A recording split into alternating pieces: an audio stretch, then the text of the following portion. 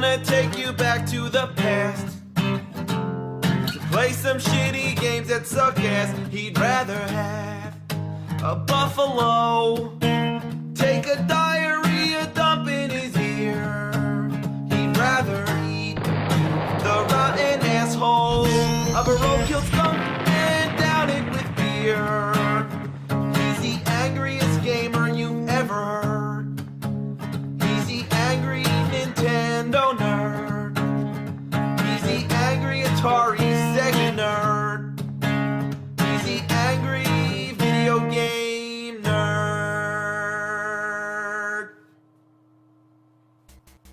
It's time to go back to the past. Again.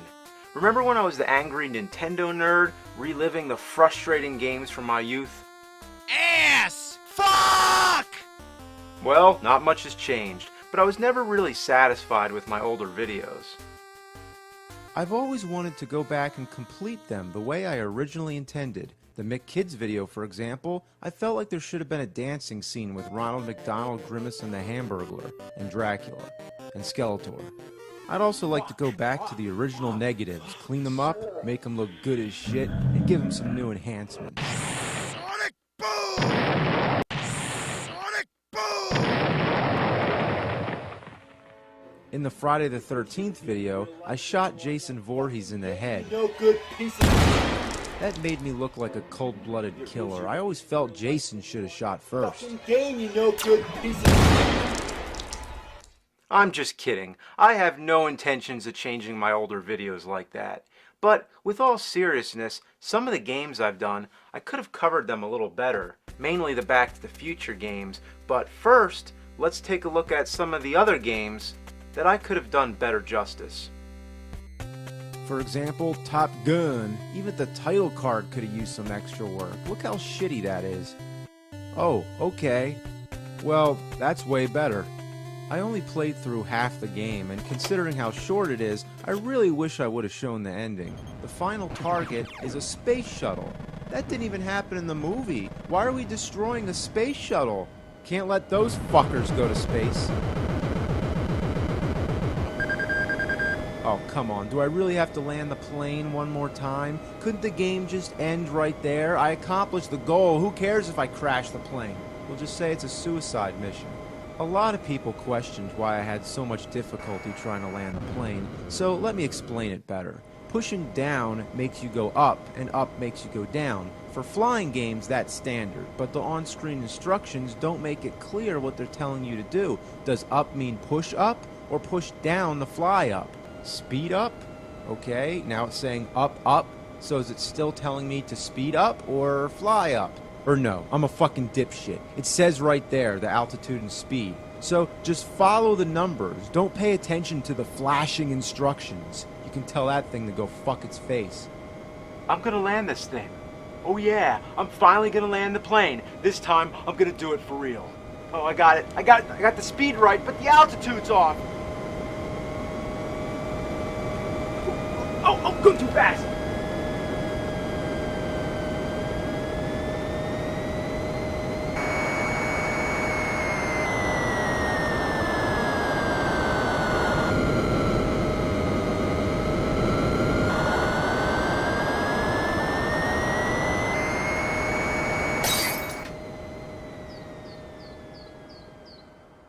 Hey, if anybody sees that plane, can you let me know?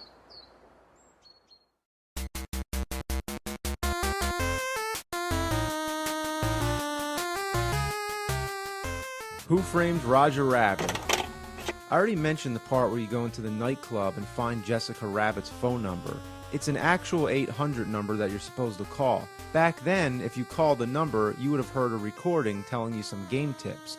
How did I resist not calling that number for real? Let's call it and see if it still works. No credit card?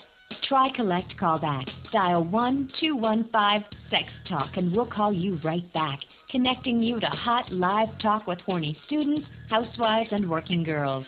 That's 1215-SEX. Wow, the number has definitely changed. And we now have a Nintendo game that gives a phone number to a sex hotline. That is fucking awesome. And what about Judge Doom? He's one of the most difficult bosses in video game history, and I barely said a damn thing about him. Anytime Doom hits you, it takes a great deal of damage, but when you hit him, it doesn't do much. With such a huge assortment of weapons, you'd think that there would be one that inflicts more damage on him. But nope, he has no weakness. All you can do is punch, punch, punch. It may seem easier than it looks, but Doom has no clear pattern. You gotta get lucky and just get him in the right rhythm so you can keep hitting him. Once you knock him down, you think it's all over. But no, you gotta pick up the dip cannon. But before you can use it, you have to select it. Like, no shit, why wouldn't I want it selected? The worst part is that now Judge Doom kills you with one hit. It doesn't matter how full your health is. Anyone's natural reaction is to tap the button, but that won't get you far. You have to know to hold down the button, and only that way can you beat him.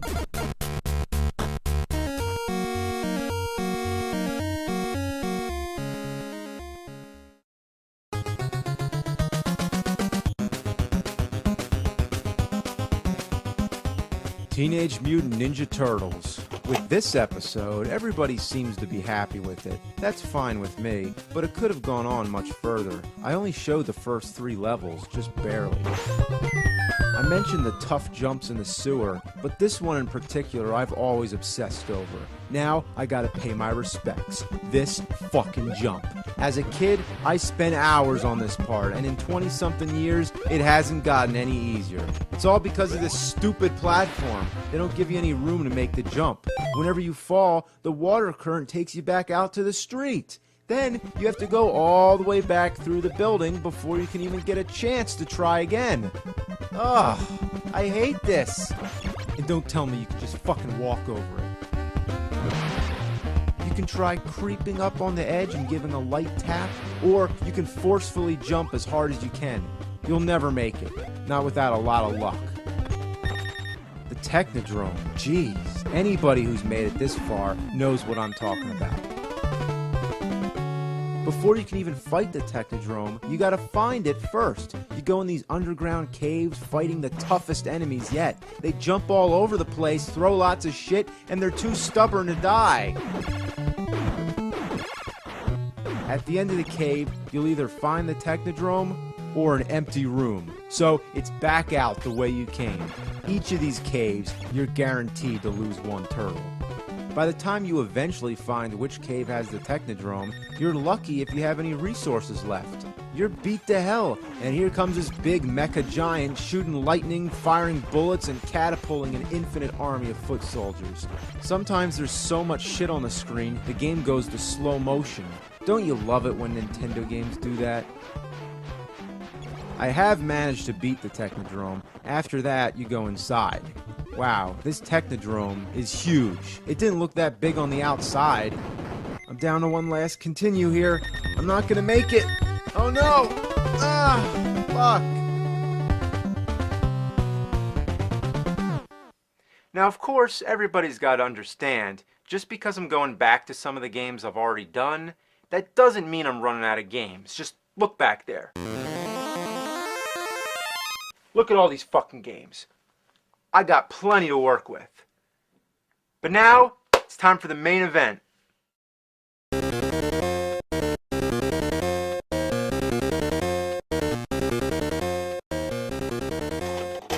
Hey, I'm having deja vu here.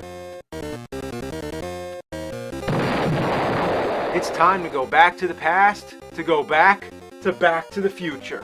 I revisited this miserable shit turd from my childhood, and now it's time to revisit my revisiting of it. I wasn't satisfied with my incomplete review of it and my lack of attention to the sequels. I guess you could say I was a slacker. Even the shirt I was wearing was all wrinkled. I don't know what the hell happened to it, but even worse, I just threw it on and didn't even take time to button it. I already mentioned how the game has nothing to do with the movie. You're collecting clocks, throwing bowling balls, and dodging bees and other bizarre things. One thing I didn't elaborate on before is how Marty has some serious problem with his legs where he can't stop walking. You think this is a goddamn flying game because you can't stop. Imagine the problems Marty must go through on a daily basis, being cursed to walk for all eternity. Imagine trying to order at a fast food restaurant, or any restaurant. Imagine going to work, or trying to use a bathroom, or fly on a plane. He can only stand still when he's behind a counter at a cafe throwing milkshakes. Anybody who's played this cafe stage knows how unforgiving it is, and I've talked about it already. But wouldn't you like to know what the rest of the game is like? Do we ever see Doc Brown, or does the DeLorean ever make an appearance? Or any of the other things from the movie? Let's find out. The rest of the street stages are all the same, except they change the color. No effort, time is money, don't design another stage, just change the color, and kids will think it's different. Do they think we're idiots? Then we come to an empty classroom where Lorraine, I guess, is shooting hearts at Marty. What is he, the teacher all of a sudden? And what's he catching hearts for? I suppose it's like in the movie where Lorraine has a crush on Marty, but that's his mom, so he's trying not to let that happen. Why isn't he avoiding the hearts then? Oh, I see. I guess he's catching them in a book or something? It's the most literal interpretation of a movie. It's about time, so let's have clocks. It's about romance, let's have hearts. Was this game designed by a human being, or did they just feed the movie into a computer to process and then shit out this nonsensical fuck poop? Once again, like the cafe stage, you have to score at least 50 points.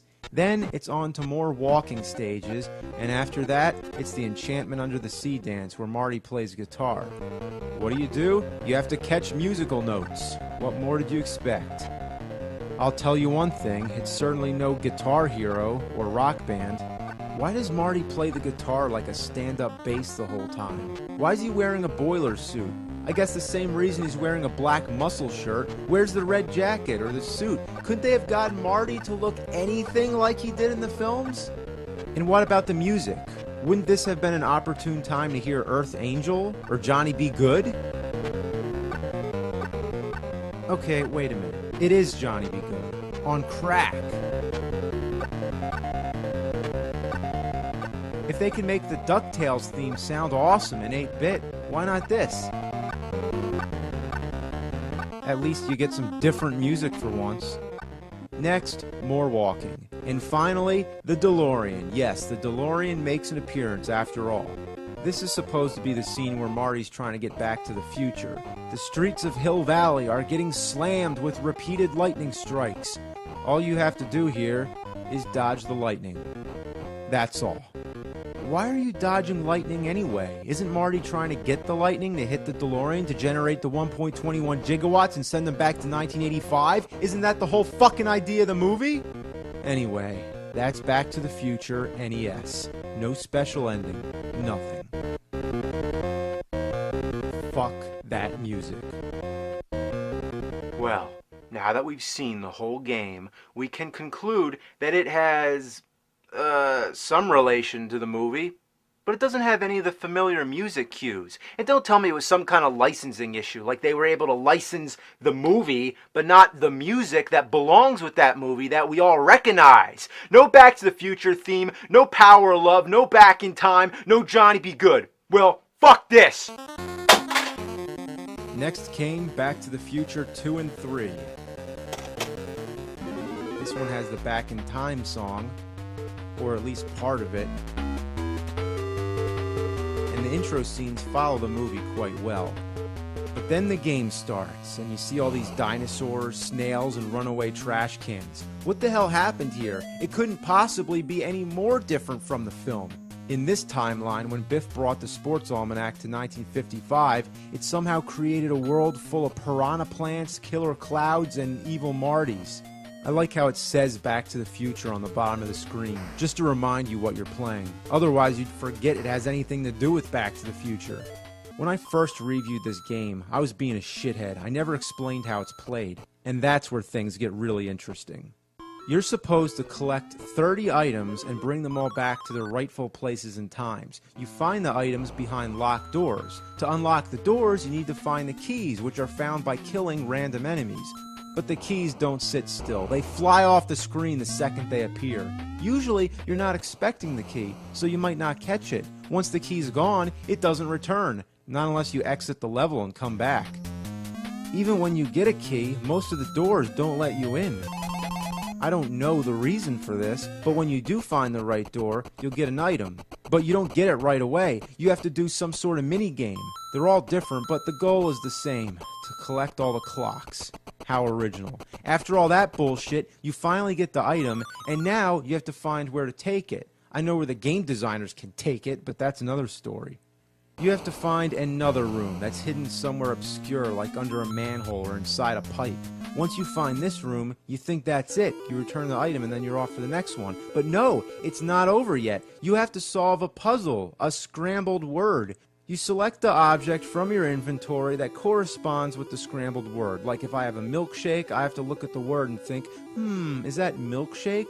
Well, it doesn't look like it. What if it's supposed to be root beer float? How would I know what they're calling it? If this is the wrong room and that word doesn't belong to the object, then you have to leave the room. If you try selecting the item, you will lose that item and have to go get it all over again.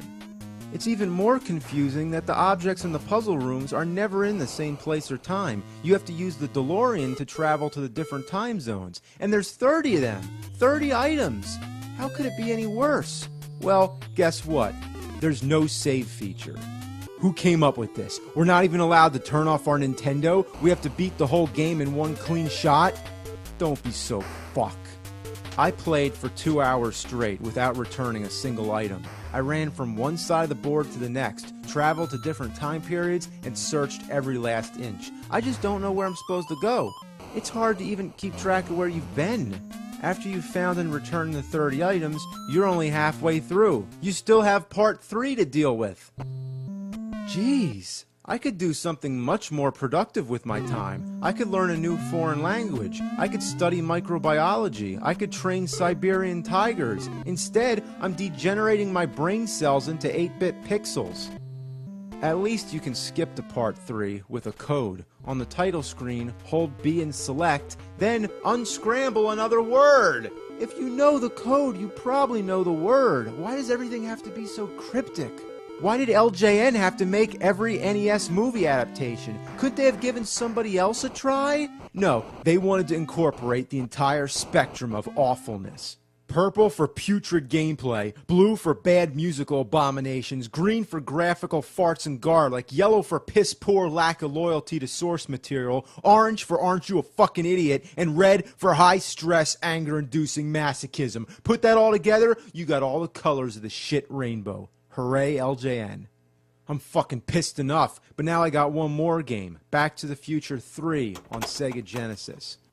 Believe it or not, it has the Back to the Future theme, but it sounds like ass.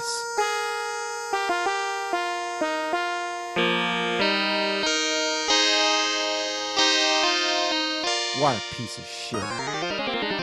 Naturally, the graphics are a big step up, going over to a 16-bit console, and it represents the film far better than the Nintendo games.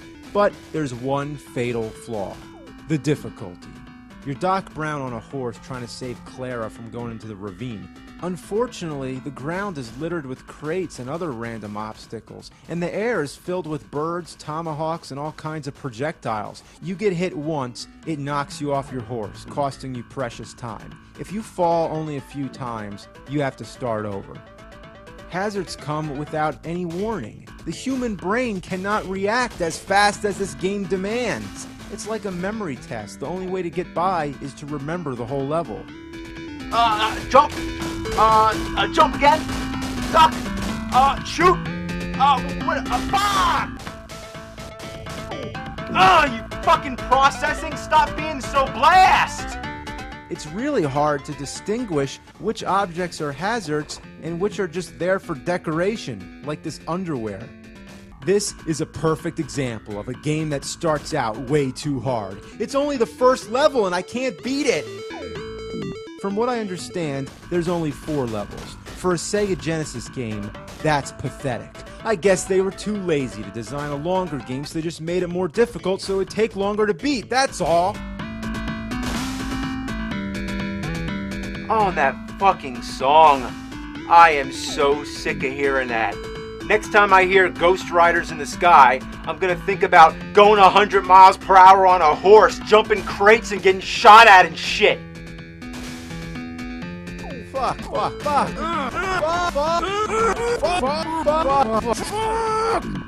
Fuck!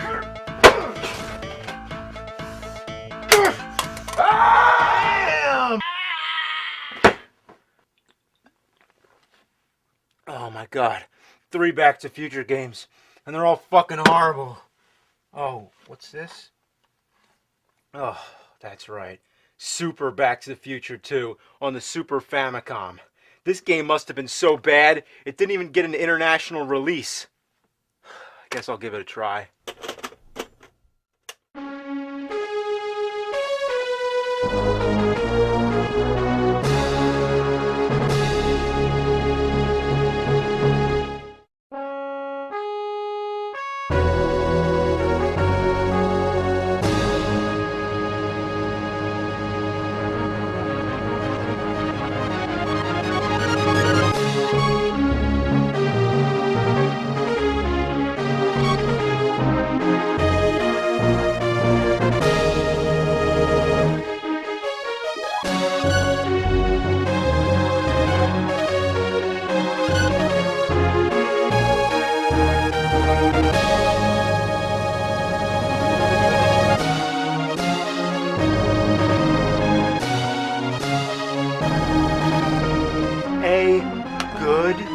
Back to the Future game?